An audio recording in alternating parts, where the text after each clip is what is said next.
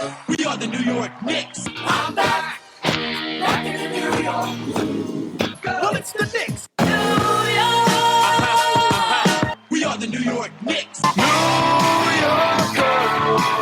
For this new season we're about to enter, the Knicks taking no shorts just like winter. New York, New York. New York be about the Knicks, huh? But the best thing about New York City is K-N-I-C-K-S. Everybody say go New York, go New York, go! Hey everybody, it is the New York Knicks podcast, episode 461, part of the Almighty Baller Podcast Network and Dash Radio. I am Jay. How you doing, Mark? I am doing good, fine. The worst part of the Knicks season is over, the actual season, and now the best part, we're going towards the draft and the summer free agency, which is the only part that actually matters. Yeah. Unfortunately, for the last 5 years, that is the only part that's actually mattered. Yeah, the regular season is a distraction from things that really matter, like hope. Yeah, so last episode, we decided to, 2 episodes ago, we decided to adopt a couple teams. I believe I thought we were adopting kids. I thought you have children now, Jay. No, we adopted what, the Spurs and the Nets? We should have, because they both won. We're going to get the playoffs in a little bit, or other playoff games, but we adopted the Milwaukee Bucks and the Denver Nuggets, and so we're hoping to have people from who cover both teams come on the show and talk to us about how to be a functional and good team, basically. Right. We are going to have. I mean, that makes sense, right, Jay? Maybe they could teach us they can impart wisdom on us, and then we can impart the wisdom on the Knicks, and plus it'd be fun to follow teams that are actually good in the playoffs. Yeah. So we're going to do an interview. Who do we have today? We have Brian Sampson from Bucks Film School. He's going to do he does breakdowns of the team. It'll be a very interesting conversation. We're going to bring him on in a moment. Someone asked me, Jay, who I'm rooting for in the playoffs. I think I'm going to root for the Bucks and the Nuggets, but overall, you know who I'm rooting for? I'm rooting for any team not called the Golden State Warriors. Okay, me, it's any team not the Houston Rockets. You'd rather see the Golden State Warriors win? Yeah, absolutely. I want when Kevin Durant comes here this summer, him to be like have a chip on his shoulder because Golden State didn't win last year. I'm also just goddamn tired of Golden State winning. I mean, he might have a chip on his shoulder because he'll win the Finals MVP again, and people still like Curry better. Yeah, I mean, there's nothing he can really do. Like, even Kevin Durant's parents like Steph Curry better. They're like, "Oh, great job, son," but Steph's coming to Thanksgiving, not you. Yeah, exactly. But let's bring in our Milwaukee Bucks expert. We're gonna do a quick interview, and then we're gonna do some Knicks talk, and then we'll cover the rest of the playoffs. And because we can't do a full episode on the Knicks right now. Don't make me cry. Can't. Sorry, folks. We just can't. It's going to get really exciting for the Knicks very soon, but not yet. Okay. Yeah. So we will do some Knicks talk after this interview, but we got to do this interview first because we want to start on a positive note today. Yeah, the Bucks are positive. The Nuggets aren't so positive yet, but go on. I'm a little worried about that one, by the way. All right. Okay. Let's go. Bye. All right. We are joined by Brian Sampson. He does Bucks Film School. Thanks for joining us. Yeah, thanks for having me on. I appreciate it. Yeah, Brian does video breakdowns and analysis for the Bucks. He also writes for Brew Hoop and Forbes Sports, and so he covers the team a lot. How long have you been a Bucks fan? My whole life. Okay, that's all I'm going to say. No age, just my whole life. Well, knowing as much as I know about the Bucks, that probably has been disappointing for a long time. But you guys now have the Messiah. You have your Greek Freak. And how does it feel to actually have a really good team? Because I don't know what it's like because I'm a Knicks fan. Yeah, it feels really good. And yeah, the Bucks, they've had a whole bunch of crappy years. I mean, they haven't made it out of the first round of the playoffs in 18 years. And so that's a long time. And so it feels nice, things kind of came together real quick. It seemed like, I think they had 46 wins last year, 44 wins, something like that. And so all of a sudden they jumped up to 60, which came out of nowhere. So it's not like this was taking years in the making. It just kind of came out of nowhere and everything has fallen into place quickly for Milwaukee. What's been more important as far as the success? Has it been getting Budenholzer, or has it been just getting rid of Jason Kidd? I think Budenholzer has really unlocked the the complete potential of Giannis. I think part of it was getting rid of Kidd, but then you also need the coach that can come in there and maximize Giannis's talent, and that's exactly what Budenholzer has done. So, yeah, I think that the biggest thing is adding Budenholzer instead of getting rid of Kidd. But as much as I love to rag on Kidd, I got to give Budenholzer the nod there. I mean, he's done a great job. He's freed up. So one thing I've noticed in the team is spacing with you have your superstar only seems to shoot between 3 and 5 feet of the basket max. And the fact that he's so effective, you would think their team would go let's just guard the paint and we're good. But you guys also are deadly from the outside. Yeah, the Bucks. That's part of Ben Budenholzer's system. Is he's really just spread the floor, runs a 5-out system, and makes teams decide between, are you going to try to load up the paint and stop Giannis, or are you going to give our shooters open outside looks? And I think sometimes we think of the Bucks, at least this year, as this prolific outside shooting team, but they're just about at league average. So they're not relying on deadly outside shooters. It's more of a volume game and a numbers game. A big phrase has been kind of really come around for Bucks fans has been a math problem. So what that means basically is the Bucks want to take threes, and so that's what they're looking for. But then they're happy to give up mid-range jumpers on the other end of the court. So if they're going to give you this low range or this inefficient mid-range jumper, that's fine. That's what they'll live with. But then they're going to take these high percentage either shots at the hoop or shots from behind the arc. Kind of that Morey ball, that thing that Houston has made famous his last few years as well. Right. I figured you were going there. So basically, as a team, we're going to shoot the rim and shoot 3, and the other team can they can shoot long 2s, but that's all we're going to give them. You're right, exactly. One player you guys have really maximized, the Nets and the Lakers also, both had kind of given up on Brook Lopez, and now he's been a great addition to your team. He's one of the best values in all of basketball right now. Yeah, he's been huge. I mean, on both ends of the floor, and he deserves a lot of that credit because he couldn't shoot from the outside. He never shot from the outside early on in his career. It wasn't until 2 or 3 years ago that he started bombing threes, and now he'll hit 27-footers, 30-footers on the regular. So that's been huge. That spacing, that's been part of the reason, and probably most of the reason why teams have tried to put centers on Giannis, because centers can't get out there and guard Lopez, and even if they do, that opens up the whole paint. So teams have tried to put their centers on Giannis to keep them closer to the basket. And so Lopez has just been huge. He's not making a lot of money, and I think he'll get a nice contract after this season, but he's been huge. And then defensively, he's been a stud as well. That's what their whole defense is built around and schemed around. And Lopez is the only player in NBA history to make at least 175 threes and block 175 shots in one season. Nice. Wow. That is pretty good. Mm-hmm. He might be a star in the league coming up. Yeah. It's funny how a guy you could misuse, or not, I don't misuse him, but use him differently than other teams had used him, and suddenly you really get his potential. Yeah, and that's exactly what happened. The Bucks have just the Bucks are not the most talented team. You look around, Philly's playing right now. Philly has a much more talented, at least starting 5. Toronto, Boston, they have a lot more talented teams. Well, maybe not a lot more, but it seems to be more talented on paper. But the Bucks just have that right fit. They have guys who the scheme is built perfectly for, and then they have that top talent in Giannis. And so that's just like with Lopez, he's a perfect example. It's scheme over talent at this point in Milwaukee. Giannis also is. It's probably fair to say he's top 3, if not the best player in the NBA right now. For sure. And that does make a huge difference. He's really coming into his own. As a big Bucks fan, when did you realize you had something special here? In his rookie year, were you this guy's going to be great, or when did you? I think it wasn't probably right away in his rookie year. I think it was probably, maybe his 3rd year when he made that jump. He made it, first, I think 4 years of his career, he improved in his points per game, assists, rebounds, steals, and blocks every year in the first 4 years. So I think it was probably midway or at the start of that 3rd year when you could just see he had that talent, and he just had that swag, and he knew by that time that he could play in this league.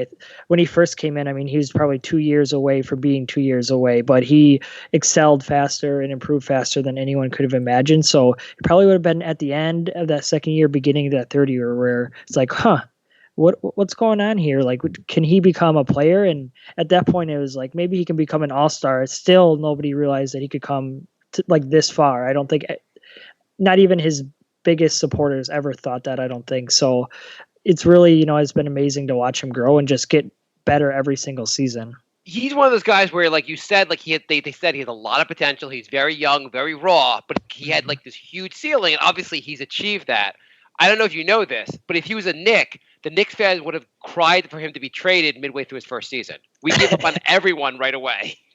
They would have had to send a scout to watch him, right? Yes, that's true. Is that what came out? They're the only team that didn't. Yeah. In fairness, the Knicks even have an opportunity to draft him. So we find reasons to get mad about stuff that doesn't even matter. Because like Knicks fans got mad because the Knicks didn't scout him, but he didn't even come close to falling to the Knicks that year. So it didn't. Fair enough. But we're a disaster of a franchise. So did you know that I don't know if you knew this, but the one player that could cover and shut down Giannis is on the Knicks. You may not know this as not being a Knicks fan. I do. What's his name? Thinking of Noah Vonleh. Yes, that's exactly who held Giannis to only mere all-star numbers when we plays him. If Giannis can only score around 30 points a game and get like 6 rebounds and 7 assists when he plays, when Noah Vonleh holds him in check, basically. He's just a regular all-star. I'm pretty sure Noah dominated him in one of their matchups, right? Was that like one of the first times they played this year that he did pretty? Because I remember that's like when it started to come out. He did a pretty good job. It basically was it was a kind of a. I'm a diehard Knicks fan. I love like when we do things that are good, but the Vonleh story was kind of a joke. We were joking about it because Vonleh held Giannis to slightly worse numbers. He still put up like amazing numbers, but it was slightly in check, basically. I forget the actual numbers, but it was something like you saw that you like Knicks fans were really hyping up his performance. Then you saw the line, you're like, he crushed us tonight. Yeah, but it could have been a lot worse. Okay. I'm going back through, and he didn't have he had 30 or more points in all 4 games, but it felt like that Vonleh did a really nice job. I just remember, I would agree with that. But then, you're right. When you look back at the numbers, it's like, oh. He had a couple stretches during the game where like Vonleh looked like he was covering. Like I think he might have blocked one of Giannis' shots. It wasn't atrocious. It's just like Giannis is really tough to cover. So how do you stop Giannis? You're a Bucks fan. You've been watching him a lot. What do we do besides like kidnapping him? I think at this point it's really pick your poison. You either have to commit to stopping him and giving up open shots to his teammates, or you have to let him get his and protect and stop the 3-point shot. I don't know if there's necessarily a way to stop him. We've seen teams try a whole bunch of different stuff this year and it hasn't worked. We've seen teams try to go the traditional route with the 4 or put a guy like Noah Vonleh on him. And the guy like in the mold of Vonleh has had the most success. Like that 6'8", 6'9" is quick enough to stay with him to some degree, strong enough to body with him a little bit. That's probably been the type of player who teams have had a little bit more success on, but then that's kind of phased out now too. And teams have tried to go centers. Teams have tried to go with the zone, and nothing just seems to work at this point. And Giannis, I think, is really playing really good basketball, and his 3-point shot has been, well talked about. It's gone round and round, and he is a bad 3-point shooter, but he's been making just enough to be somewhat respectable. If he can just find a way to hang out around that 30% mark, I mean, that sounds like it's bogus, but that's just enough for a player like him to demand a little bit of respect from downtown. So I don't know what the right way is. Teams have tried stuff. They've worked a little bit, but then Giannis always seems to adjust his game. What doesn't get enough talk is how smart of a basketball player he is. He's really into that groove now where he's starting to understand defenses, and not just at a basic level, but understand how to manipulate them with his eyes or with going one dribble right before whipping a cross-court pass to the left corner. He's really figuring that stuff out this season. So I don't know what the answer is. I do know that there'll be great coaches here in the playoffs that are going to scheme and they'll throw out their best ideas. Dwayne Casey with the Pistons right now, he's a great coach. He'll come up with an idea. It probably won't work because of the lack of talent. But then in the next round, Brad Stevens with Boston, and then we'll see how that goes. So some of the greatest basketball minds here will give us their best their best ideas on how to beat Giannis, and so we'll see how that all goes. I mean, besides Giannis, who else do you think is key for the? I mean, obviously, you guys are. What's the goal this year? Is the goal to win the title or just get to the finals? I think at this point, the goal is to win the title. I mean, it's hard. They've been the best team in basketball all season long. They've won, if you look at their numbers, it's teams that have put up similar numbers have also won the championship. And so it's hard to go from not making out of the first round of the playoffs for 18 years to, it's the finals or bust. But I think at this point, that's where the expectations are.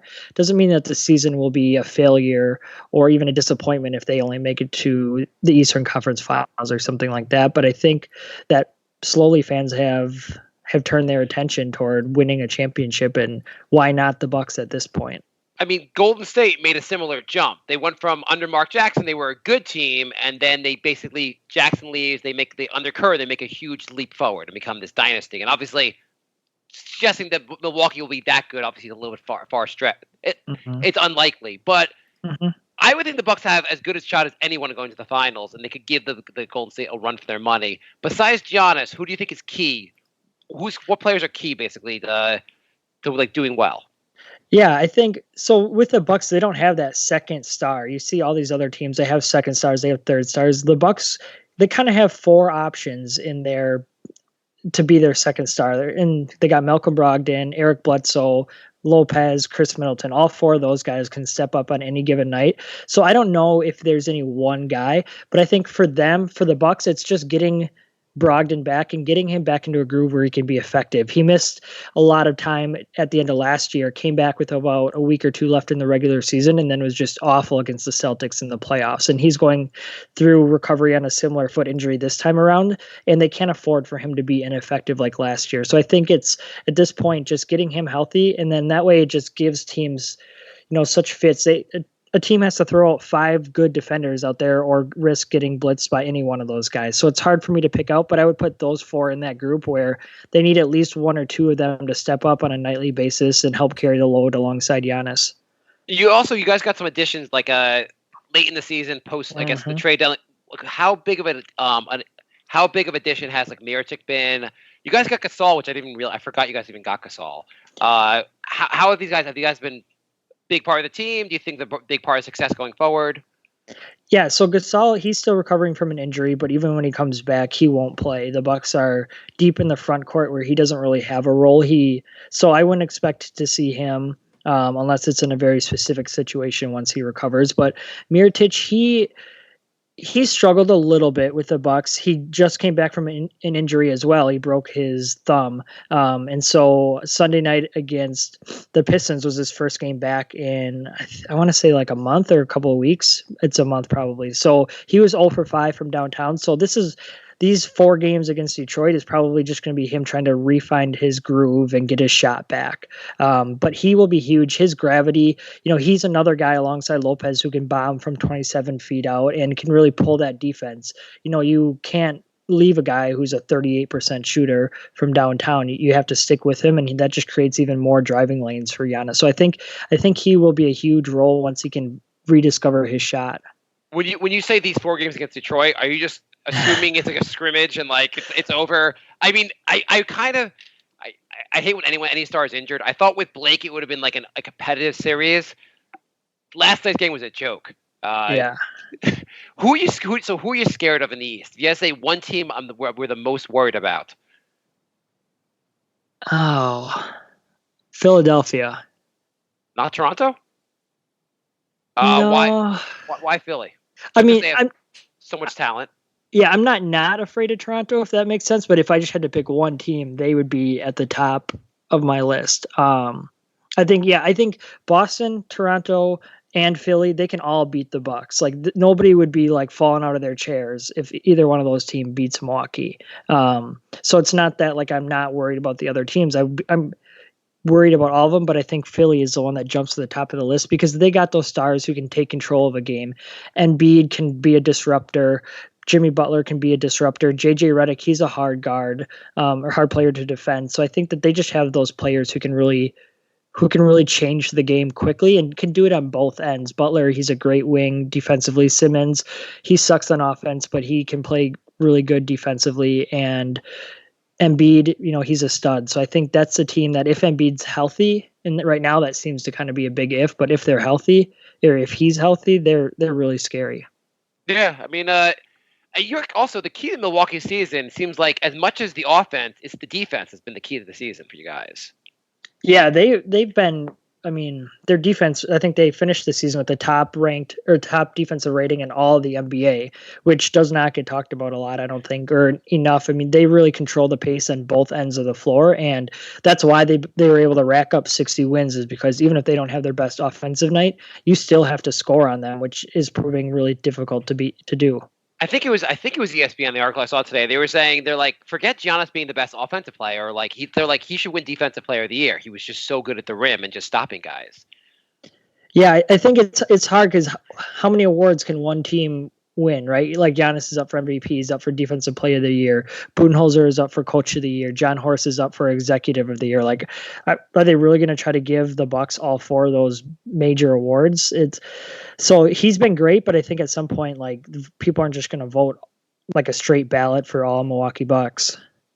We're up for Saddest Team of the Year. We're up for, oh my God, they're still in the NBA. We're up for, holy crap, the NBA needs to fix the lottery because we're so bad. Kind of a lot of awards also. So it's great being a Knicks fan. So, but it might be different next year, right? You got big guys coming in free agency. In theory, we might get Kevin Durant. He might ride it on like a unicorn, and he might come here. If everything goes right, we get Durant. We get Kyrie Irving. We get Zion in the draft. Things could go.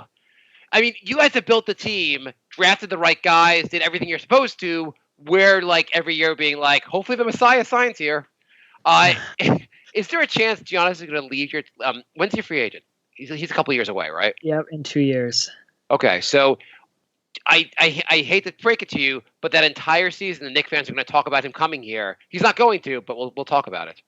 Yeah, we're Bucks fans are already prepping for it. Yeah, I mean, there's always a chance that he's going to leave, right? We've seen how many players switch teams, even with the Supermax or even with the team that holds their rights, having that advantage financially. We've seen how many big stars switch teams. So there's always that chance. As Milwaukeeans, we might be a little naive, but we kind of hope Giannis is that different brand of a superstar. He's appears to be a lot more humble, down to earth than these other guys. And Milwaukee's really has been where he's grown up. It's where his family is. His two brothers went to high school in Milwaukee. One's still going to high school here. His girlfriend lives in Milwaukee. His mom is in Milwaukee. So it's kind of like his home. And that's what we hope will help keep him here. And then you add in a season like this, and why would you leave when you're having this type of success? He's driven by winning games. He turned down LeBron James to be a part of Space Jam 2 because it cost him 2 weeks of working out this summer. And so he doesn't really care about that extra stuff. He just wants to win. And so right now, at least as of this season, Milwaukee is giving him A, where his family is, B, they can offer him the most money by far, and C, the best chance to win. So that seems like a pretty hard trio of packages to pass up.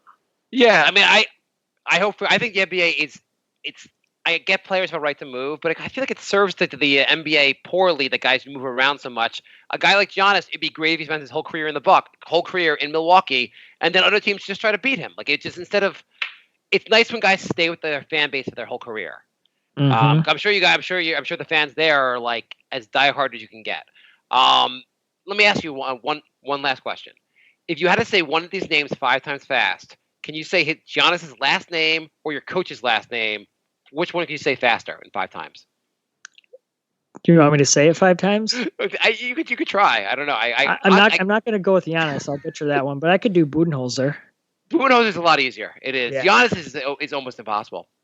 Yeah, I can't even say it one time. It's something that I work on, but I'm not yet ready to reveal it. So I just stick with Giannis on a first name basis, like we're boys or something.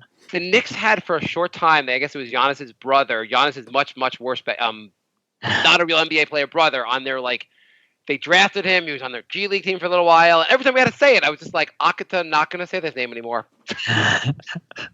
And there's another one in the NBA too. His other, Thanasis is that how you say it? That's his older brother, and then one of his younger brothers is with the Mavericks. So I'm sure the Knicks only got the only brother that's not going to work out. So, Well, we won't keep you, but thank you so much for joining us. Let me ask you, just make a bold prediction. What's going to happen with what happened going forward? In the playoffs, Yeah, in the playoffs, what's going to happen? I think the Bucks are gonna lose to the Warriors in 6 games in the NBA Finals. I'm going to make the bold prediction. You guys are going to take down the Warriors. I'm going to say the Warriors are going to have enough infighting in the finals that they're going to screw themselves. You guys are going to get the title, and Durant's going to be like, "I'm out of here," and then he's going to reveal a New York Knicks jersey below his jersey. I hope you're right. I'd be cool with that. That would be good for all of us. Yeah, for sure. Anything you want to plug?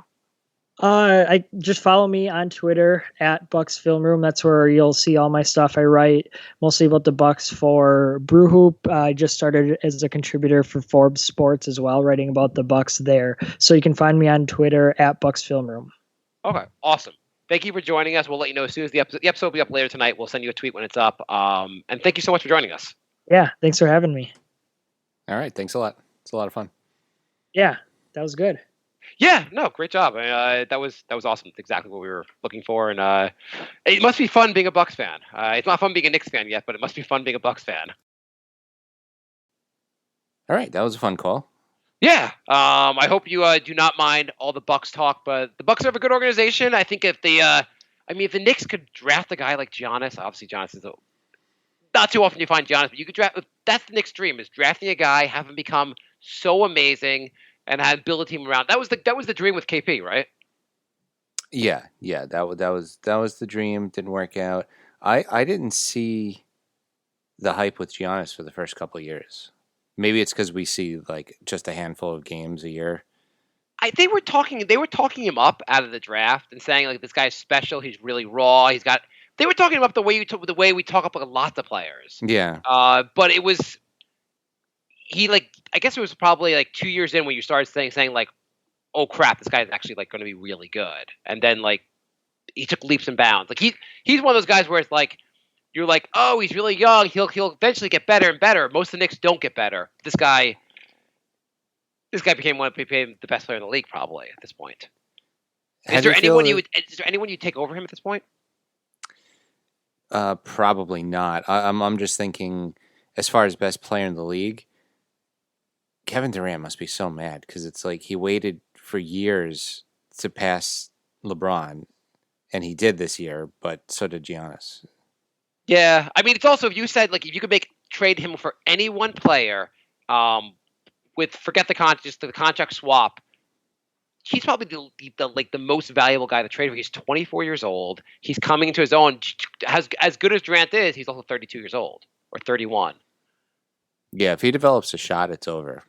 Harden's great, but Giannis is much better on defense. Who else? Defense. What do you say? It's not even close on defense. Yeah, I mean, like Steph Curry's not a great defender. He's fine, but he's obviously an amazing shooter. But like Giannis is. Who else is there that's going to be like much? Who else is in the conversation? I don't think anybody. He's leaped Kawhi for being best two-way player. Yep, and Kawhi, I believe, is a little bit older and potentially insane. Potentially insane. So is Durant potentially insane because he might be a Knick soon. And then you have Anthony Davis, who is an injury risk. I mean, I guess anyone's an injury risk, but obviously Giannis has not been injured, has not had any major injuries yet. And as much as here's the thing about Anthony Davis and Giannis, they're both like one of these best players in the league. Giannis' team won 60 games and have a real shot at going to the NBA Finals. Anthony Davis is not in the playoffs again. Well, I guess he gave up halfway through the season, but he threw away a year of his prime. He threw away a year of his prime. The year before that, he barely made the playoffs. As great as Anthony Davis is, he seems not to be able to carry a team. James Harden, Chris Paul was out. He's like, hey, Rockets, get on my back. I'll carry you through the season. Anthony Davis is like, it's cloudy out. I'm going to give up the rest of the season. I don't know. Hey, Knicks news. So we're going to do a quick little bit on the Knicks. 5 minutes of positive news, 5 minutes of negative news. How we're going to do this, I don't think I told Jay completely, is we're going to take turns saying something positive and then take turns saying something negative. And we're going to see how long we can go positive and how long we go negative. I am shocked that we're doing a bit that Mark didn't explain properly. Yes, I never explain anything properly. Actually, we're going to do 5 minutes of positive news of the Knicks and then spend the next decade talking negatively. But before, let's just get up to date. There are a couple things in Knicks news. I believe, is Patrick Ewing going to represent us at the draft lottery? Yes, he is. So that is huge news. Huge news. For those that do not remember, there was the is it called the cold? What's the frozen envelope, right? Yeah. Is where, and so it's Patrick Ewing's job to freeze the ping pong ball so the Knicks get it. Well, he's had a lot of time to prepare, so hopefully he's got it right. Also, apparently, a lot of the veterans on the Knicks team were not happy with Alonzo Trier and his style of play. Really? Yes. Apparently, the young players all were big fans of him, but some of the vets, unnamed, were not huge fans of his style of play. Well, it's pretty easy to name because the Knicks had 2 vets. Well, apparently, I think Trey Burke, was included in that, but basically, some of the vets did not like. We're not going to name names, Jay. We're on to you, Lance Thomas. Okay, something like his style. His style of kind of always going for a shot, not really passing. And by the way, if they don't like you, Alonzo Trier, then Kevin Knox, you might want to take the hint because everything you can say about Trier is pretty much the exact same thing we say about you. Yeah, how are they not mad at Knox? Knox passed even less than Trier did. Yeah, Trier was actually a better passer. By the way, interesting fact, my son's favorite Knick right now is Alonzo Trier. That poor kid. Yeah, and also interesting fact, the Mets up and coming future best player his last name is Alonzo. He's a first baseman, and he looks like he's going to crush it for the Mets. I have to get my Mets stuff information in there because I know you love baseball, Jay. I also love how you get super, super excited on game 3 of 160, and then you're totally dejected by game 80 every year. Yeah, that's how it works with all my sports teams. I get hyped really early on. The Knicks beat Atlanta that game 1 of the season. I was like, yeah, it's going to be a good season, and then it wasn't. At least the Mets pretend to be okay for a little bit longer. So do you think anything, does it matter that veterans weren't such a big fan of ISO? Like I said, there's 2 vets, and one of them isn't going to be on the team. The other one's next year, and the other one's Lance Thomas, so who cares? There is a vet that will be on the team next year who actually is a big fan of his. Do you know who that vet is? Kevin Durant? Apparently Kevin Durant and ISO are good friends. All right. So another connection. Bargaining chip. It's eerie. It's eerie how this has to work out. It's not going to, but it has to work out, right, Jay? It really does have to. It really has to work out. Oh my God, I don't know. Jay and I have decided that we will both drink poison when the draft is designed here, right, Jay? But you go first. I mean, I just worry about the future of the show if the Knicks end up with nothing. Oh my! I worry. I worry about my Knicks fandom. By the way, the Nets look really good. They beat the Sixers in the first round of the play. The first game of the first round. I hate you, Nets. I hate everyone in the NBA. God damn it, we need some success. Okay, so here's our bit. I'm gonna put 5 minutes on the clock, and we have to take turns saying positive things about the Knicks. Let's just see how hard this is. It's only 5 minutes about. It can't be about Kevin Durant or anything that happened in the off season. It's 5 minutes about this season, Jay. Ready? Go. The block death monster. Yes, I'll just pepper in. Jorge wrote he's already in the top 25 in blocks for the Knicks. Okay. Mitchell Robinson, again, having some of an offensive game. His free throw percentage went up a lot throughout the season. He had some post moves, some nice underhanded layups. He had some moves, basically. He's going to be a force. I will go with Fizdale. He seemed to have kept the players motivated and trying hard even when they were 30 games out of the playoffs. That's not easy to do. He got a team that really had no hope to win. I mean, getting to 17 wins is not much of an accomplishment. But the fact was, they were it looked like from 2 weeks ago in the season that they had no chance of matching their 17-win worst record ever. And they made a little run at the end of the season against Chicago's Bulls team that was from the JV. But whatever, they won some games. Okay. So, and more positives is... We got 4 minutes to go, Jay. Come on. Oh, my God. Okay, the Knicks have some draft picks coming from the big Porzingis trade. Yeah, so they got rid of the cancer that was Porzingis. I don't know why he's a cancer, but we got rid of We got rid of Porzingis, so we cleared some cap space. We got Dennis Smith Jr., who has a lot of potential. He looks like if he gets it together with his shot, he could be really good. Yeah, Dennis Smith Jr., he shows some flashes. I'm going to go with a positive. There are a number of teams asking about Moutier. Yes, he played that well that people love his big butt in the post. They love his ability to do whatever he does in the court. Ntilikina, despite being injured for most of the season, cheered his fan. He had his smile on his face. He kept cheering his Knicks on a lot. That was awesome. That's what we're going to count as a positive, huh? Our point guard was injured the whole season but cheered from the bench. Noah Vonleh kind of sort of shut down Giannis once, Look, maybe. Giannis averaged almost 28 points a game. Vonleh held him to like 24 and a half. Okay. Alonzo Trier, while he didn't pass the ball, he does look like he is an offensive force. He seems like a guy that will be he'll be a hell of a player off the bench, basically a guy that will get you a lot of points, a burst of points fast. Damian Dotson had some moments where he was not terrible. Tim Hardaway and his contract no longer play in New York unless Dallas is in town. Doesn't he have like screws in his leg now? He's a robot. Okay. We dodged. Okay, I mean we didn't dodge because we gave him a stupid contract, but our defense at center improved at some point during the season when Cantor was no longer here. Playoff MVP, Enes Kanter, by the way.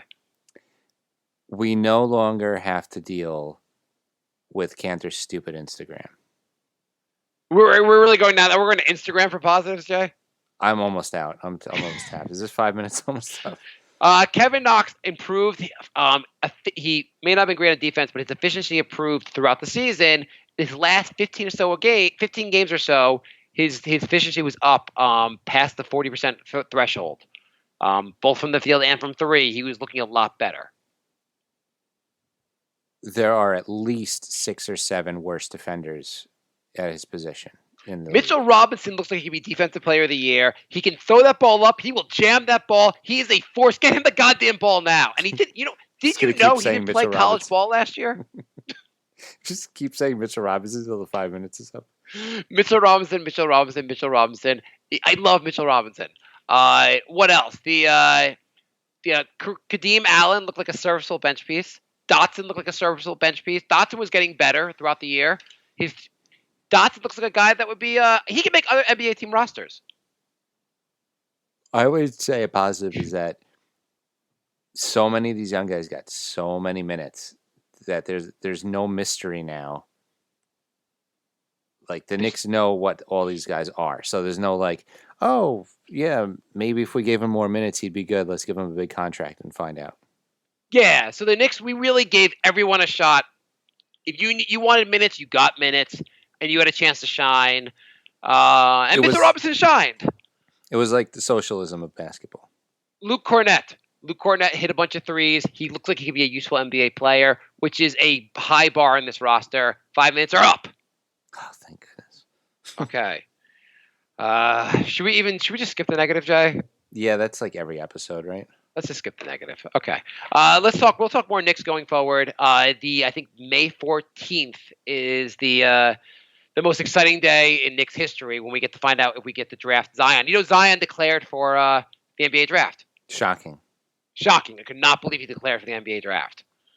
Do you think instead of having a draft, they should allow instead of a draft, should teams be allowed just to sign the players out of college? No. Why not?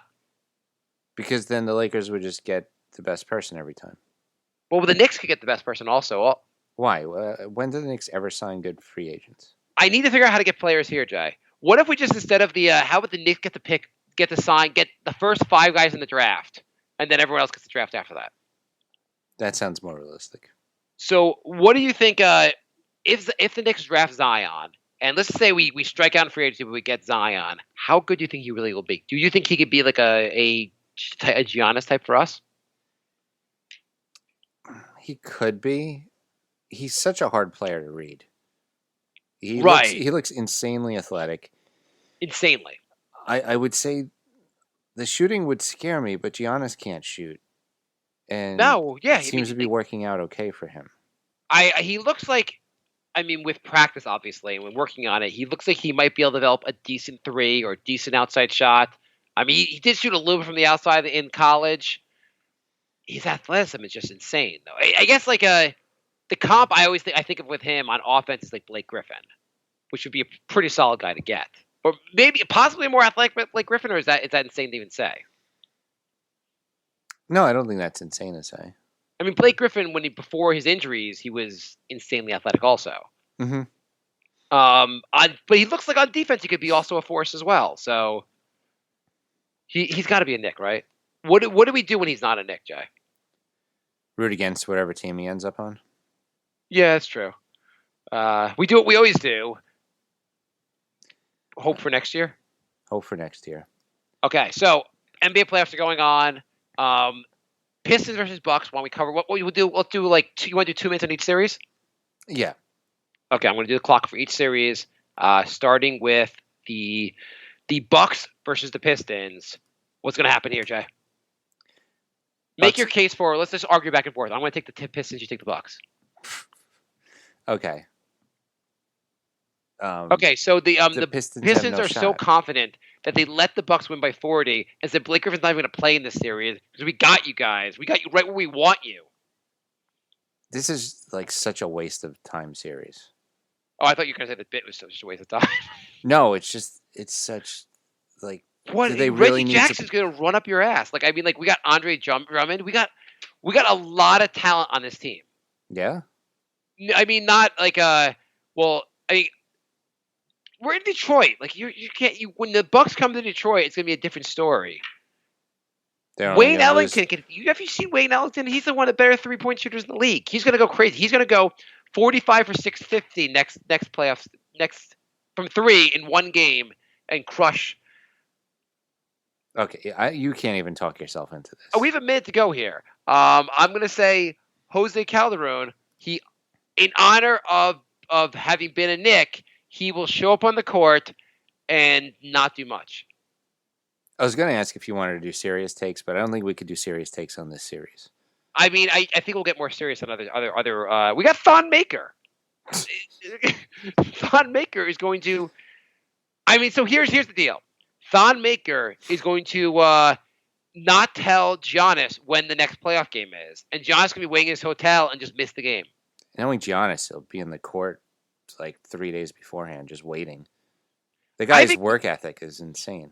I mean, the Bucks also might just say, if Giannis, you're not playing for you get your practice in during the game for the first 5 minutes, then we don't need you anymore because Detroit's this bad.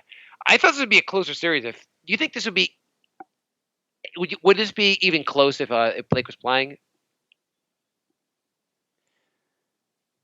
I didn't even realize Blake was out.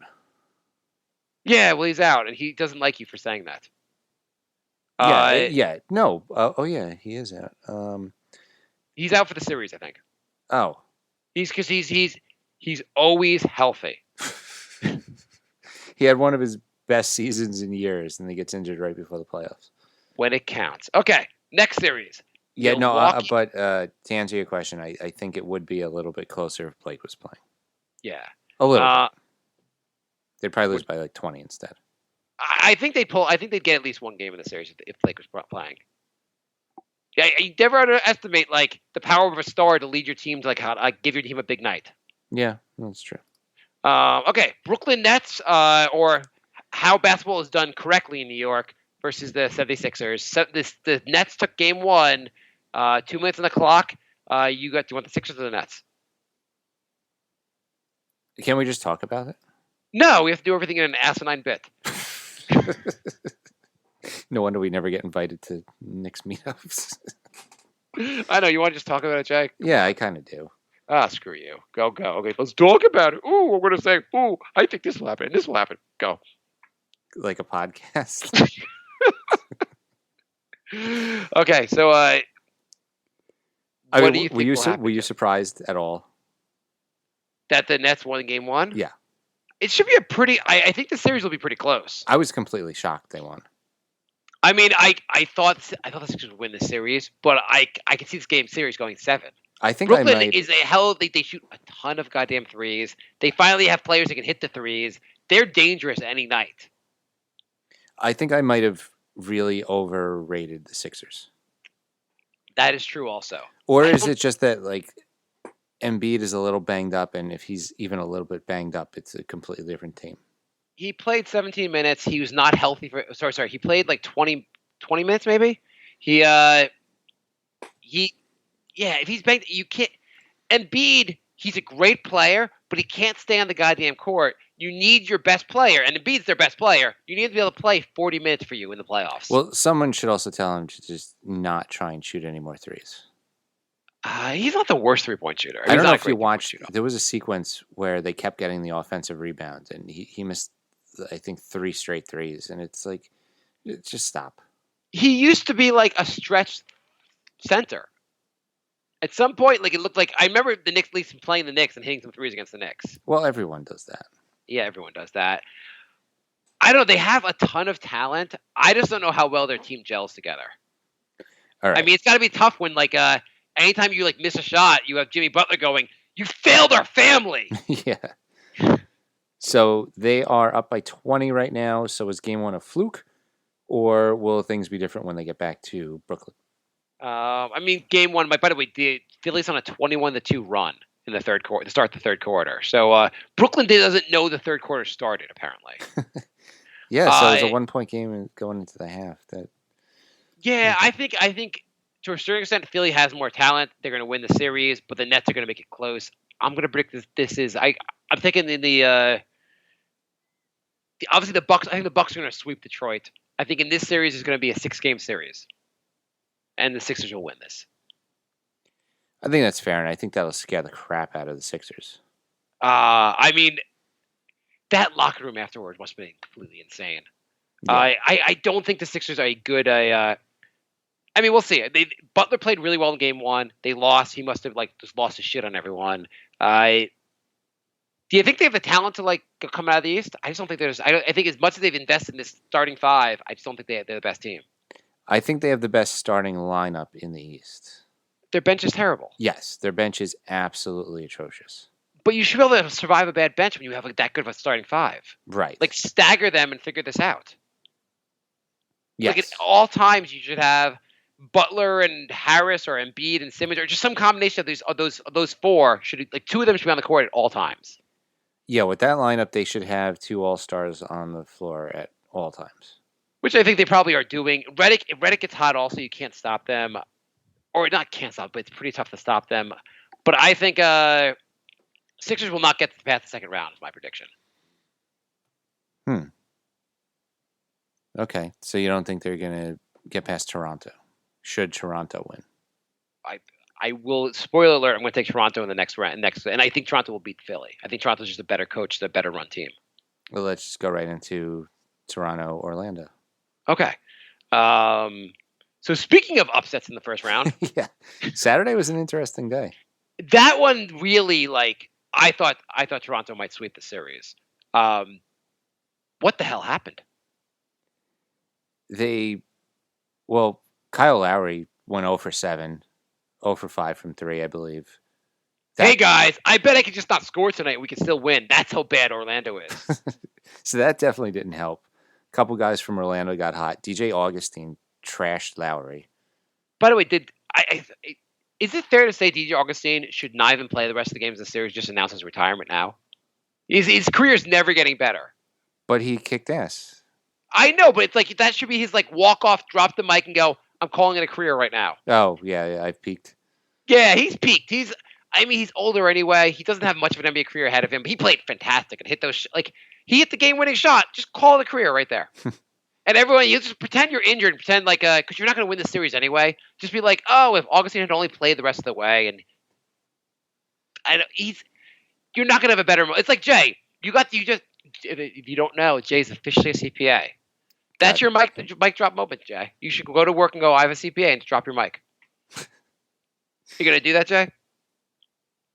I'm going to wait till I get an offer first. You're going to wait to get an actual job before you. Yeah. Okay. By the way, if fans, Jay is now a CPA. If you want Jay to do your taxes, well, tax day is today, actually. But for next year, Jay will do your taxes, right, Jay? Oh, totally for free, yeah. If you buy a pen, it'll include a tax return. That's why I went through all this, to give our listeners free tax returns. Wouldn't it be great if every show we had like a little segment on tax advice? No. Slowly but surely, we become just a CPA podcast. That was the long game, the long con the whole time. Okay, so do the Magic? The real question here: Toronto, obviously, they've had a lot of disappointment in the playoffs. Do you think they're up there? Is there going to be an upset here? I don't think there's going to be an upset, but I think Toronto should be concerned. They should be really good. If they don't win this series, like in 5, are you going to be really concerned for the next round? Yeah. What if Toronto and Philly both get pushed to the brink in the first round? That'd be interesting. Is that a sign of maybe the East is better than we think, or is that just proof that the East is so bad? I think there's more parity than like. I think the teams are a little bit closer. There's a little more parity than like we think, basically. Like, Toronto is better than Orlando. Are they a million times better? It's not like Golden State versus anybody Golden State playing in the first round. Clippers, right? I don't think there is like. I think outside of Golden State, all the other teams are a little bit closer together. I think the Bucks actually are far superior, also, at least than Detroit. But like all the other first round matchups, it's not insane for any of those matchups to go 6 games. Yeah, no, it's not. I think it's going to be a very interesting first round. By the way, what does it say to you that Orlando did not play Mo Bamba?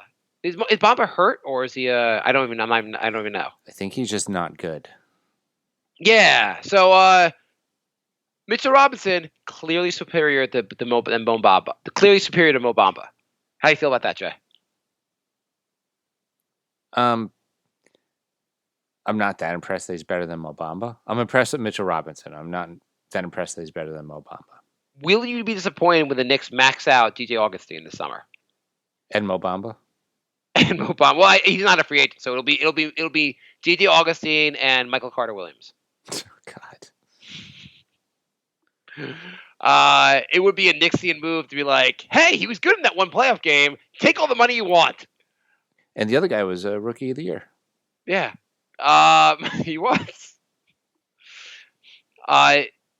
Anything else you want to say about this series? I'm going to predict Toronto in 5. What do you say? I think Toronto in 6. I think they get a little bit of a scare in them. Okay. I mean, Toronto is really deep. I think next round, Toronto, it'll probably 6 or 7 games, but I think they beat Philly. I think they're just a better team. I think they have a much better bench. They can match up as far as best players. I mean, you got Kawhi. Siakam is really coming into his own. Lowry's not this bad as he was in Game 1. They got a really good team. Lowry's bad in the playoffs almost all the time. Yeah, but first of all those games bad in the playoffs is when they were playing LeBron. I don't think he's. Well, I guess we'll find out. LeBron doesn't cover him. Yeah, I know, but he sees LeBron. He like smells him. He just, I don't know. I don't know why Lowry's so bad in the playoffs when LeBron. He's never as bad against any other team. It's against LeBron he's always bad. All right. Next is Boston, Indiana. First of all, don't you wish what's his name was healthy? Oladipo? Yeah, because like it's just with like Indiana, I feel like they have. I mean, I don't think they're coming out of the East, but this series would be a lot better. I think they might even beat Boston if they had Oladipo. I do too. I think Boston is a mess. I don't think Boston's a shot against Milwaukee. It's amazing how good this team was last year and how they went from basically being like, oh, they're guaranteed to the finals. Now you're like, what's going on here? What are they going to do in the offseason? They're kind of a mess. Now they're like, oh, every single guy on our roster is pretty overrated. Yeah. What do you think? Other than Al Horford, who's getting old, I think everybody else on that team is overrated. In fairness, Boston won the first game. They are probably going to win this series. They're going to win this series, but I think the series might go 7 games. I see this going back and forth. I don't. I think it'll be over in 5 or 6, but I don't think that's any indication of how good or bad Boston is. I think that's just without Oladipo, I just can't take Indiana that seriously. I mean, Indiana still actually played pretty well after Oladipo went down. They have a lot of talent. Bogdanovic is he's pretty darn good. Bogdanovich, sorry, is pretty darn good. Turner is still very. They have a lot of talented players. I mean, obviously they're much better with Oladipo, but I think Boston is enough of a mess that they make this a tougher series than it should be. Yeah, definitely. By the way, Kyrie Irving, and not just like every line, but he seems to always shoot. Like he was 6 for 17 in this game. Is this what we're gonna get if he comes to the Knicks? Yes. Lots of like 6 for 20 performances, and we're like, we have Kyrie. Pretty much. Okay. If Kyrie, I'm fine with Kyrie if Durant signs here. If Durant does not sign here, we just get Kyrie. I will be upset. You want to move to the West? Yeah. Okay. Golden State versus whatever team is pretending to show up against them. Clippers? All right. What do you want to talk about next? Do you think the Clippers will win one game this series? No. Can you justify Clippers doing anything here? I think there'll be one game where they only lose by like 8. If you added, say, Kawhi to this Clippers roster, because it could happen, say, this offseason, Yeah. Are they competitive in the West? Yes. How big of a difference does it make? Would they, if they had Kawhi right now, and say Durant wasn't on Golden State, who wins the series? Golden State. Okay. Thunder Trailblazers? Yeah. This is going to be a good series. Because Enes Kanter is the best player in the history of the world? Oh, Jorge writes, how hard are Enes's faggot-ass nipples now he's in the playoffs? That's actually was the secret. I know he got all those rebounds because he was cutting everyone with his nipples. He's referring to his Instagram post where he's talking about his nipples being hard. Yeah, of course. Yeah. No, just in case people forgot. Every Knicks fan knows this, Jay. Kanter played really well. I mean, so I didn't get to see this game. Did you watch this game?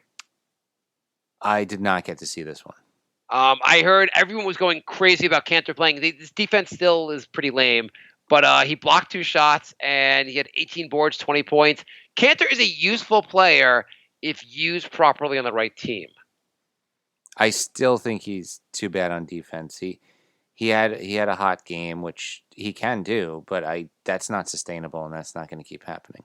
I think in limited, like, Kanter off the bench when you're not expecting as much on defense is a little bit better than Kanter starting. What's the over-under of Steven Adams putting him on his ass every play next game? I hope so. It also it's Kanter against his old team, which maybe gives him extra motivation. It's also Trailblazers. They lost their center. They really have to rely on Kanter now. Yeah, that's why I have no faith in Portland. Yeah, I mean, you got to. I'm trying to figure out like. It's not even like Portland went crazy on offense though. Like it was like they scored a little over 100 points, 104 points, which is not like they needed some defense. Right. But I don't know. It's the Thunder didn't really shoot very well. That's their thing though. They don't shoot very well. That is true. They are a pretty poor shooting team. I think both these teams, like Portland, should be better. They have such like the guards are so good, but both these teams are teams that should have, could have, would have. Like they should be better, more competitive in the West. They're both not. Both these teams are like they both had very good seasons, but I don't think either team's going anywhere. This series is going 7. You think it's going 7? Yeah. I'm going to say Oklahoma in 6. I'm going to say Oklahoma in 7. Who are they slated to play? Who's next round for them? What's the opposite? Who would they play a second round? That would be the It's a 50% chance you the could play. Nuggets Spurs. Okay. So do you think they're going to be able to beat the Spurs? Like, do you think the Trailblazers or the Oklahoma are going to be able to beat the Spurs when the Spurs sweep the Nuggets? That's another upset special. Let's move on to that next series. So you're going to take you're taking Oklahoma in 7. I'm saying 6. Neither of us are taking Trailblazers. Right. even though they had the better record. I have no faith in the Trailblazers. Yeah, you're starting Cantor at center. Man, I'm gonna feel bad when it's Cantor versus Ray Felton, by the way. So it's all about the Knicks. Who do you say? So Denver versus the Spurs are we're gonna have a Nugget someone that covers the Nuggets on I think next episode. Are the Nuggets for real, or are the Spurs exploiting them for being a regular season team, not a playoff team? I wouldn't say they're not a playoff team. I just think they've yet to win. This current Denver team has not won any games in the playoffs this season. Okay, one game sample. They have a ton of young guys. They were still in the game. They just messed up 8 times in the final 2 minutes. It's a lot of times to mess up. It is. I think this is going to be another long series, 6 or 7. I think it's a 7-game series here. I think San Antonio is going to push them to the brink, and that's going to hurt them for the next round. I still think Denver gets out of it, though. Yeah, I'm going to say in my upset special, the Spurs in 7. I think they're better coached, and Denver's a young team, and I don't know. I think they're going to figure out how to they're going to neutralize Jokic a little bit, and I'm going to go with the better coach here. I can't pick a team that's starting Pirtle, White, and Forbes. I don't know who those players are. Yeah, exactly. That's 3 of the 5 starters for the Spurs. Yet they won game 1. I know. It's unbelievable. It's unbelievable how the Spurs could throw out any players with any names, whoever they are. They could throw out the 5 lucky fans and still have a better team than the Knicks would. So, Popovich should win Coach of the Year. I mean, it's amazing. They just don't skip a beat. By the way, just quickly on speaking of Coach of the Year, who do you just awards real quick? Coach of the Year, who do you give it to? I think I gotta go with Bud. Yeah, I agree with Bud. MVP? Giannis. Defensive Player of the Year? That one's tough. I don't know if I go Gobert or. What do you go with Giannis? I think he's going to sweep the awards. This is going to be he's the best defense in the league. He's the best player, best defensive player on the best defensive team in the league. Yeah. Rookie of the Year? Rookie of the Year. Oh, it's Doncic. No, it's Mitchell Robinson. You're wrong, Jay. Just how can you offend our show by saying it's anyone besides Mitchell Robinson? With some extra votes for Alonzo Trier. What series are we left to? We have one more to go, right? Yeah, Houston, Utah. Okay. Houston, is it fair to say Houston's your favorite team? And James Harden is your favorite player? Oh my God.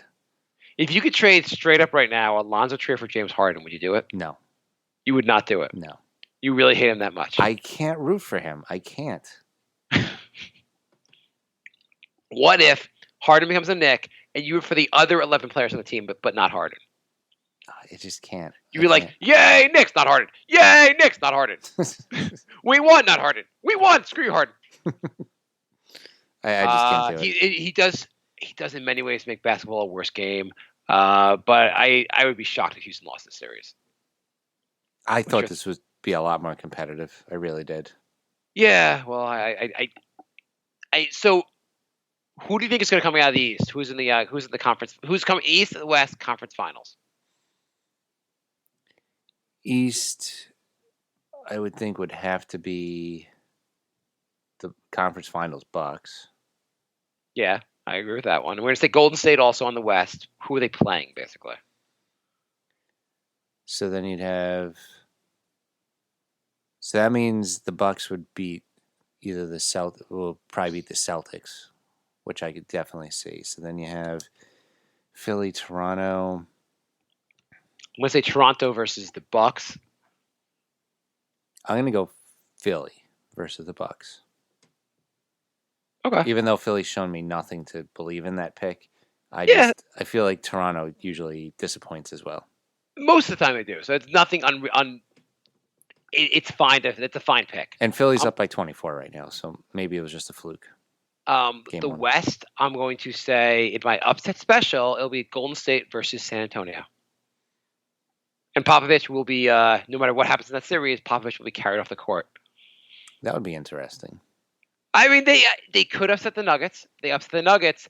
It'd be very reasonable they could upset either was it OKC or Portland. Wouldn't be ridiculous. Isn't that weird that those are the 4 teams that could play the Warriors? Yeah, it's really not. Wait, Houston is Houston going to play them in the second round? Yeah. Wow. I think that Houston does have of those teams. Houston has the best shot of upsetting the like last year. I think they have the best shot of upsetting the Warriors. Yeah. I'm going to go Warriors Thunder. I'm going to go Houston Spurs in the ultimate upset pick. Wow. Yeah, Okay. Why not? Who cares? No one's going to hold us accountable for these picks. Jay, you want to let's go to quick questions and then we're out. Sure. I peppered the emails in, so we're done with that. Oh, perfect. Here we go. Jeffrey writes, if KD doesn't come here, do you want Kyrie and another free agent, or would you hold the money and wait for another year? Hold the money. Hold the money, because then next year we'll pretend that Anthony Davis is coming here in the summer, and then the year after that we'll pretend Giannis is coming here. Each year we'll pretend another free agent is coming here. Sure. But I don't think Kyrie is the guy you want to build around. No, and, definitely not.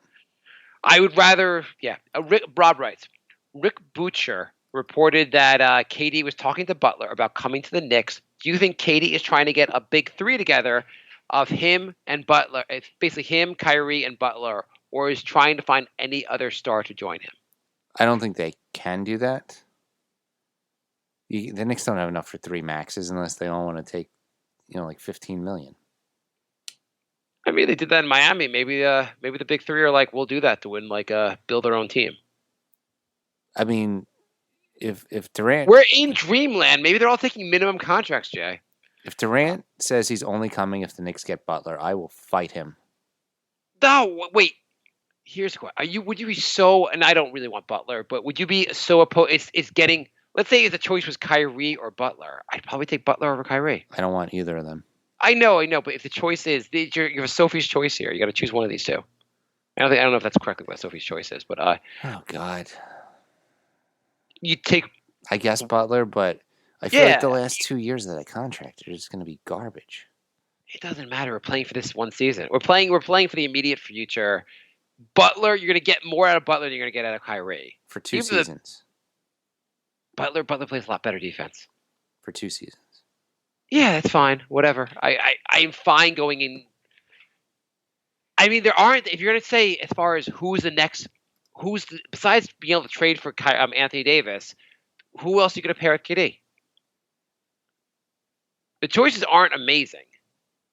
If you're assuming Kawhi's not coming here, then the choices, and you're assuming Clay's going to stay in Golden State, the choices don't get that great from there. And KD coming here, there has to be another max guy coming with him. I don't like this exercise. You're like, if KD's going to come here, and KD, you're all in on KD, right? You're forgetting his age. You're like, I'm down for him coming here. I'll give him the max. Like, we'll name it Max Square Durant. Yeah. So then you need another star to come here. You're really opposed to being things will get really interesting with all the moves the Knicks can make, because like KD comes here, they're going to sign another max. They're trading everyone to try to get veterans in place. It's going to be complete chaos if he comes here, because you figure whatever pick the Knicks get, they get Zion. They probably will try to flip him for I'd like to keep him, but at the same time they might try to flip him for like an Anthony Davis or someone else really good. If you get the number 2 or 3 pick, then the Knicks are definitely trying to flip that pick. I'm going to be pretty pissed if they get Zion and then trade him. But if it means, who would you rather have, Zion or KD? That's not an option. That's not like we can't. No, I'm saying obviously you can get both, but what if KD's like, hey, I don't want to be part of any kind of rebuild. I want to win right away. I'm not going to be like, I don't care how good the rookie is. We need to, just like with Wiggins, LeBron came there. He's like, that's great. Wiggins is supposed to be really good. Let's get someone who actually has already proven himself. Yeah, but Wiggins wasn't Zion. How do you know? I mean, we don't really know what Zion's going to be. He's done 0 in the NBA. I'm just saying Wiggins did not have the hype that Zion does. Totally, absolutely true. At the same time, it's not like you're drafting. He doesn't have the hype of like LeBron. He does not have the hype of Shaq. Those are probably, of the guys coming into the draft, those are probably, if you say the most hype guys in our the last 20 years, LeBron, last 20 years goes back, or last even 30 years. If there's like LeBron, Shaq, KD. I mean, well, probably not even KD because KD went number 2, so he wasn't as hyped. Who else have been the most like? Who else had like this much fanfare? Yeah, that's probably it. So Zion, you're right. Zion is right behind them. He's not good. He's not as hyped as Shaq was or as hyped as LeBron was. But if KD says to you, "I want to come here, but I want to play. I don't want to play with. I want you to trade Zion or to trade that pick for someone else," you're not down for it. No. If so, KD says, "I'm not going to go there if you're not going to trade the pick." Fine.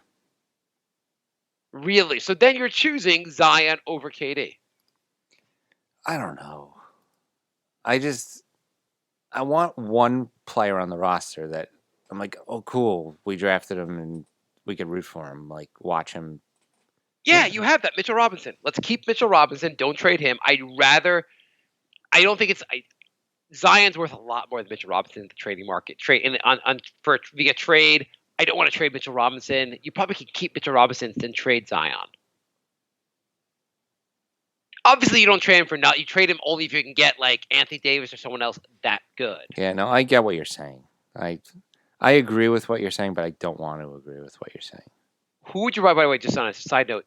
Jimmy Butler, Kyrie, or Boogie Cousins? Jesus. Yeah, that's where it goes with free agency. I don't think Durant's going to say, spend the money. Hey, you know what would be great? If you take the max money and split it into 2 players. I don't think he's going to say that. I think he's going to say, I saw what happened with LeBron in LA. I need another star player. I'm not coming here unless you get me another star player. Yeah, you're probably right. And he's also going to say, as great as like Zion is, like, hey, I get Zion's really good, but you know who's really good? Me. I'm one of the greatest ever. I'm going to give you the rest of my career. Fucking trade Zion, get someone better, build a team around me. Yeah. You can't say no to that. I know. I get the idea of like, I would love Zion here. The Knicks aren't going to get the draft him anyway because the Knicks' luck does not turn out. Neither guy's coming here, and this exercise and the stupid arguments will go like are completely a moot point. These guys aren't gonna. No one's coming here, but it would be goddamn amazing if this is the choices we have to make. Also, true. If the Knicks get the number 2 pick, you have no problem trading the number 2 pick, right? No problem. It's really just Zion. You're not going to be like, what about? You got to hold on to Cam Reddish. But John Morant, I've already got his jersey. It'd be interesting also because, like, if you look at it, let's just say Durant signs here and say Butler signs here. Your starting lineup looks like before any trades would be like Jimmy Butler, Durant, Dennis Smith Jr., Knox, and Mitchell Robinson. Mm-hmm. You have to think the Knicks, like, you have to go all in on this. Like, you can't say, like, Durant, these are your teammates. The only one that's respectable is Mitchell Robinson. Like, we're going to keep him here because he's really going to do a great job of protecting the paint. But you can't say, like, hey, Durant, I don't know, we really believe in Knox. You say, Durant, we'll do whatever we can to make this team better, including, like, mortgaging the future to make the team better right now. Yeah, yeah. Okay, Frank writes, so we were all wrong about Enes Kanter, huh? Guy was 20, 18, and 2 with a plus 15. Never would have guessed. Anyway, we're definitely signing him to a max deal, right? I mean, that would be the most Knicksian thing to do. So, your big 2 coming to the Knicks. Enes Kanter and DJ Augustine. Right? Put it in the books. I mean, it is going to be funny if Kanter has even one more good game and then somebody does give him a huge contract because of that. No one's this stupid. But you know what? He might get, like, forget the big contract. He might get, like, $10 million or something like that. Which is still a big contract, obviously, but like not the money. He might get a very respectable contract if he plays well the rest of the series. Yeah. KL? Kael? What do you think? Kale writes, can you guys just dream about what it would be like to have Katie in the number 1 pick in the draft? Can we dare dream about this? So we just dreamed about this and we started arguing and you got depressed. Yeah, I know. I just want to go to bed now. I mean... Do you think there's any way like Durant like says I'm fine playing with Like if the Knicks can't, so let's say the Knicks say they got Zion and they can't turn him into Anthony Davis. What's the next move as far as trading him? Who else do you try to turn? Like, do you say like, hey, Portland, would you do a Zion where you get Damian Lillard type trade? So Portland, he kind of wants out of Portland. They're not going anywhere. You give them Zion and you get Damian Lillard and you pair him with Kevin Durant and a third superstar. I might consider that, yeah. Yeah, that'd be pretty good. I'm trying to think of other guys in like situations where they don't love, where you can move Zion and get like. I think Lillard would be a huge move. Yeah. And that would, if Portland's not going anywhere this year, if Portland's not going anywhere this year, when are they going somewhere? I don't know. You've had McCollum and Lillard together for this long, and now you're unfortunately starting Enes Kanter at center. Lillard would have to tell them he definitely wants out because the fan base loves him. They're not going to trade him. You don't think the fan base? You don't think Portland would say like, "Hey, like we can Zion's like a once in a generation player. We'll do that trade." I mean, we're peppering other things to the trade, but like, I think their fans would riot. I don't know. I think their fans might be like I think people might be. Zion is so hyped, as you said. Like, I think fan bases might get on the board and go like, "Hey, we've reached our peak with Lillard. We love him, but like, man, getting Zion, we can get on board with that. That'll be like, it'll change our franchise." See, the thing is, if all these teams are saying this guy will change our franchise, why should the Knicks be so keen to trade it? Well, I mean, you also like you could draft Giannis and go, he could change he can change our franchise, but he won't come into his own for like 5 years. And we're trying to win this season. I mean, if you go back, if the Knicks are in some weird situation where they're getting Giannis, and they're like, we could trade Giannis for a guy that'll win a title for us this season, but in a few years, Giannis will be the best player in the league. You would still make the trade if you win a title right now. Yeah, but it's just you mortgage the future if you could win now. Like you have to at some point go all in. And you're getting Durant, you're going all in. I'm starting to not like this idea. That's the point, though. At some point, you have to go all in. I mean, you do crap like Oklahoma's like, hey, you know what? We don't even need James Harden. Let's not go all in. And then they never win a title. Yeah, but they already had two other MVPs on the team. So it's like if they kept Harden for another year, maybe they would have had a title also. Yeah, they might have. That's go all in when you have to go all in. If LeBron, no. That's when you go all in. You don't go all in when you have one guy who's 30 years old. You're bringing Kevin Durant here. You go all in. Wait, the Lakers got LeBron. Like at least they realize that like the only way we're going to win is if we go all in. Let's try to trade the rest of our team for Anthony Davis. I don't like it. I mean, if you're the Lakers, are you willing to pretty much give anything basically right now besides LeBron to try to win a title? Yeah, no, you trade that whole team, but that's different because you already committed to LeBron for 4 years. Yeah, I mean, well, here's another thing. Let's just say you sign LeBron, he goes to the finals like 9 times, and you don't even make the playoffs. Do you quit your job? Do you say, hey guys, I'm done being team president? No, at least you got close. Close to what? Didn't you say you went to the finals 9 times? You went to the final. No, LeBron's been to the finals 9 times. Yeah.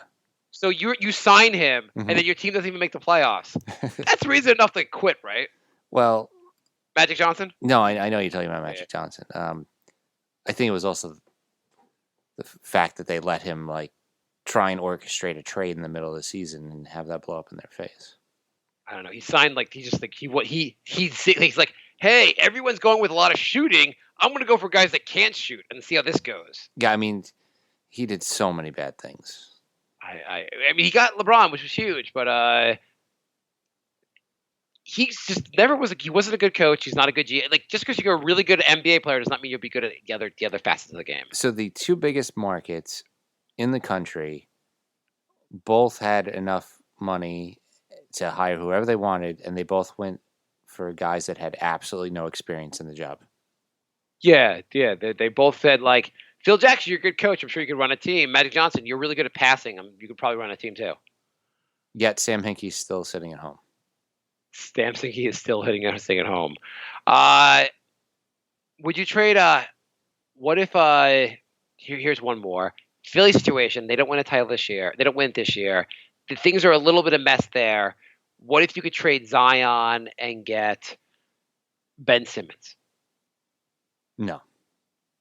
Because I don't think you're going to get Embiid. I don't think Philly would trade Zion for Embiid or Embiid for Zion. And I think if it was Embiid for Zion, would you do that? No. Man, you're insane. Philly, you wouldn't do that? No, Embiid's always injured. He's one of the best players in the league, though. You pair him with Kevin Durant, I like our chances. But if he doesn't play, it doesn't matter. You really you love hope. You love the hype of these guys without No, I like being realistic and Embiid has missed. It's Embiid's 5th season in the league and he's missed 3. What are the chances Zion's as good as Embiid? Not that great. When he's gonna be a good player, but Embiid is probably gonna be a better player than Zion. Most players do not live up to the hype they have in college. Embiid's on a minute restriction in the playoffs. Paul writes, is Giannis low-key throwing shade at LeBron by turning down Space Jam?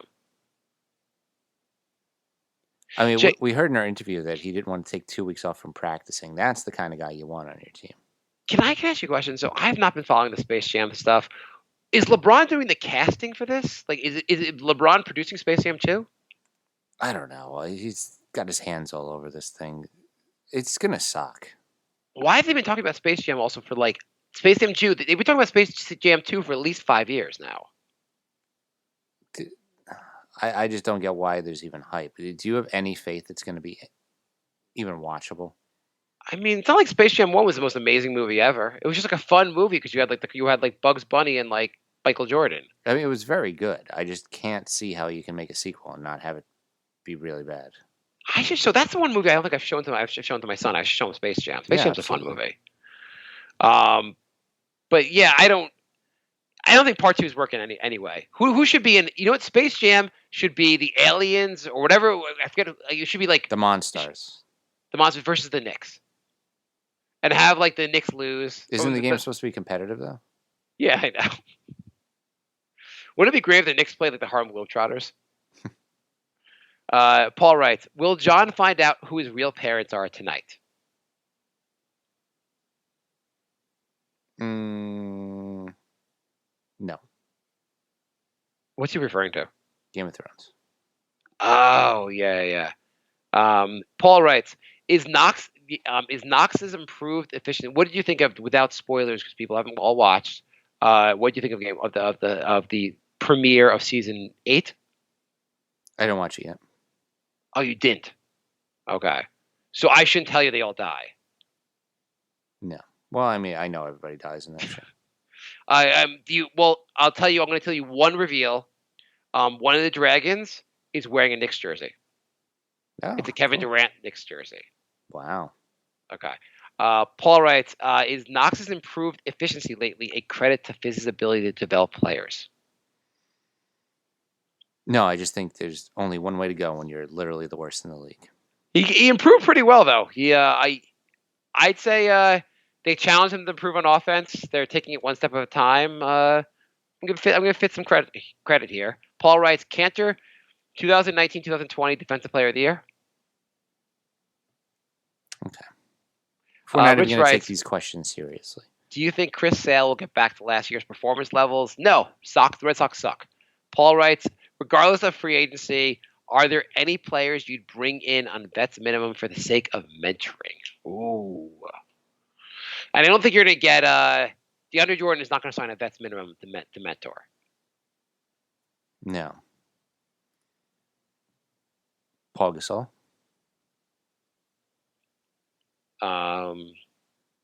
Yeah. It depends also what the roster looks like. If Kevin Durant's on the roster, then he can do all the mentoring we need. If let's just say we don't get the free agents, who would you like to be on the roster to help mentor Zion? Vince Carter. Yeah, I was gonna say Vince also. What did we learn today, Jay? We learned that one of our picks seemed spot on, and the other one is making us very nervous. Wait, the Nuggets are really making you that nervous? Yep. Because you shouldn't be nervous. You know they're going to lose. Should we make another burger bet, Jay? Nope. I'm sticking with my 3 burgers. I'm down 3 burgers to you. Let's see what else we learned. We learned that being a Bucks fan sounds a lot more fun than being a Knicks fan. Mm-hmm. And we learned that even with the ultimate dream, the Knicks get Durant and they draft Zion, Jay does not like what's going to happen. Jay is still nervous and having anxiety about the whole thing. Yes. Okay. All right. Thanks for listening, everybody. We'll be back next week. My